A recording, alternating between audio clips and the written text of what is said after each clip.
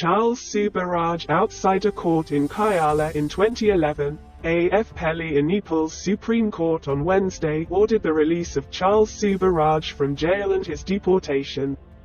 Charles Su Bharaj murders across Asia in the 1970s was serving time in prison in connection with several incidents of and has been made about him on Netflix under the name Ova Sonnet.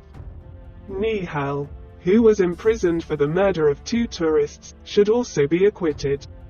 According to AFP, the verdict states that keeping him in jail for a long time is a violation of the prisoner's human rights.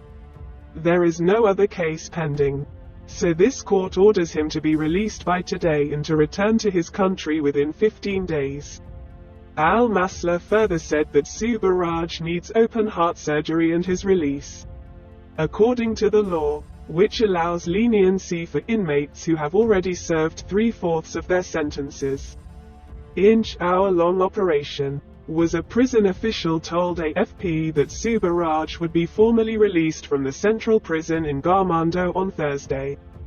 He will have to appear in a lower court for administrative formalities before being released, the official added. After serving several prison sentences in France for the petty crimes of his troubled sister, Sue Bharaj traveled around the world in the early 1970s. Started circling. During this time, he was promoted to Bangkok, the capital of Thailand. His method was to lure his victims with his personal charm and befriend them. Many of his victims were tourists from the West in search of Eastern spirituality.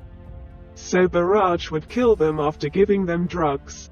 His first murder was that of a young American woman whose bikini-clad body was found on the beach in 1975.